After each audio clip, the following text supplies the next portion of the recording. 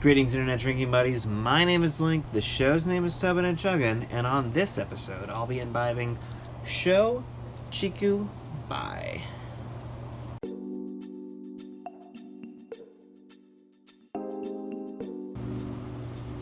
Welcome back to the tub, everybody. Now, as I've mentioned on previous episodes, with the pandemic going around, I've had to resort to some of the lesser drunk commodities in my liquor shelf. But for today's episode, I thought I'd go the other way, and bring it to something I drink quite a bit of, as there's quite a lot of it, 18 liters of it to be precise.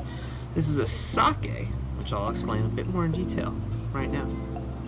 Sho Chiku Bai is manufactured by Takara Sake USA and has been since about 1989. The one I have here today is the classic Junmai edition, which they sell 18-liter quantities of for about $80, or in much more reasonable quantities like a fifth for about $7. Now, these prices are good, but they're slightly misleading given that the APV on these is a bit lower than you'd expect for a liquor, given it's only 15% or 30 proof, which is roughly 3x a normal beer, equivalent to a strong-ish wine. Now, before I go into the taste profile of this specific sake and explain why I have 18 liters of it, I'm going to explain a bit more about sake in general.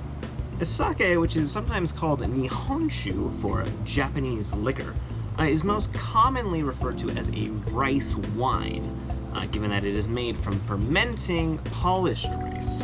However, despite the name, you'll find that its brewing process is actually much more akin to beer than wine is, as I learned when I visited the Hakatsuru Sake Brewery Museum in Kyoto on my third trip to Japan. Pictures displayed here. Now, sake can definitely be drunk room temperature or even chilled, but it's perhaps best known for being drunk hot. Hot sake provides a nice pairing with a cold food choice that many Japanese restaurants will provide, such as a sushi or a sashimi. Similar to how a cold beer pairs nicely with hot food. Hot, cold, I like the contrast. That brings us quite nicely to this bad boy here. Because if you've had the house sake at a Japanese restaurant in anywhere, basically, in California, there's a very decent chance that what the server did was they took your order, they went to the back, they found a carton like this, found a carafe that looks like this, poured it into there, put it in the microwave, and brought it back to you. I'm not saying that's a bad thing at all. I'm just saying that that's basically how easy it is to make a hot sake, which means that you can probably, if you have the connections, find 2 of these and serve them at your wedding, which I did. So you can drink it hot, but you can also drink it room temp, which I know because Takara Sake USA has a handy taste profile on their website for both varieties.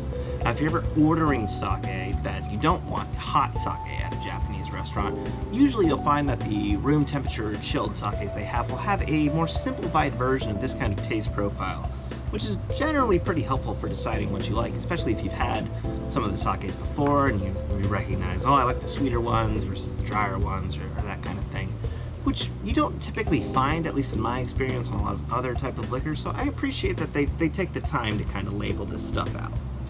Now, in order to provide a comprehensive review of the sake, I'll be having 2 shots of this. One which I've just microwaved at a hot temperature, one at room temperature. We'll obviously need toast for both, but I think we'll keep it simple and just go with the Japanese kanpai.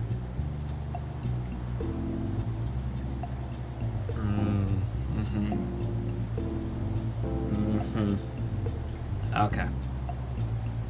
So as I said, it's very easy to make hot sake at home. You take it, you put it in the microwave, 30-40 seconds. Very simple. What you get from it is a non-offensive drink, I think is the best word I can provide.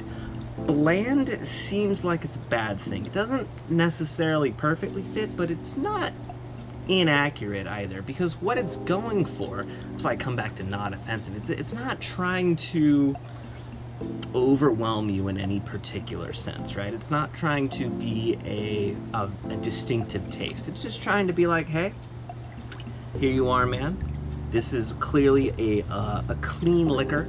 Oh, it's a clear liquor, but it's so low in proof that I think that it provides you with a sense of that, like, you're getting drunk but you don't really taste it, 15% is a lot. And you don't typically drink sake in a way that you would chug a beer, right? It's 3x a beer, but it's about the same, as I mentioned, as a wine.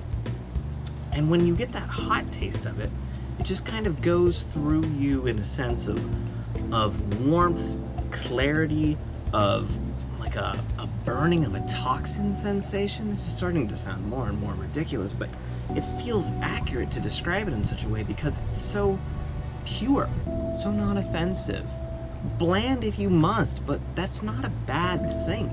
Because at 15%, obviously you need to have 2 shots of this to get 3/4 of the way to 1 shot of anything else, but you'll get there so easily it doesn't even matter.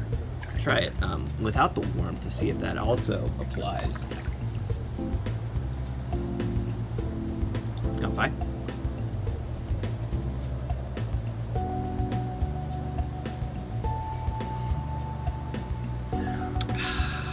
Yeah? Yeah? Okay. So without the warmth, you definitely get a little bit more of the taste profile. And with that taste profile, on this one, as you can see from their glorious chart, it's more sweet than you would expect it to be, given that it's 15% alcohol. But if you drink a lot of sweet wine, that's probably not as sweet as you would, like, you wouldn't be perturbed by it in any way, I suppose, is what I'm trying to get at. I try to compare this a lot to other alcohols because a lot of people maybe necessarily haven't had as much sake as they've had beer or wine, or even vodka or gin or something. This is a clear liquor that you will not taste the liquor in. If you are like very sensitive to alcohol, you might taste this, but I really don't think you will from a overall sense. And if you do, then clearly alcohol is just kind of not for you, and you should probably just get drunk on whatever thing that you can find. But if you've had vodka and you're like, I don't know about that, try sake, because especially try like a sweeter sake, or if you've had a dry wine or something, find a sake that profiles that, because they call it rice wine even though it's made like a beer. But definitely rambling a little bit here. What I'm trying to say overall is that sake is a smooth cleansing drink that I really enjoy having, not for getting drunk, but just for enjoying, you know?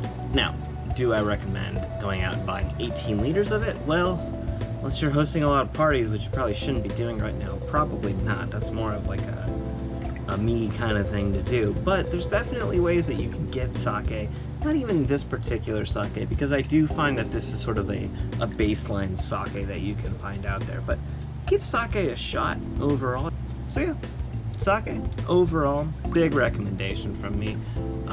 I'll try to delve deeper into other varieties of sake if people are interested in that, to give kind of a baseline distinction. This is kind of just a general pro sake video. But let me know, as always, if you want me to review anything in particular, and please drink responsibly.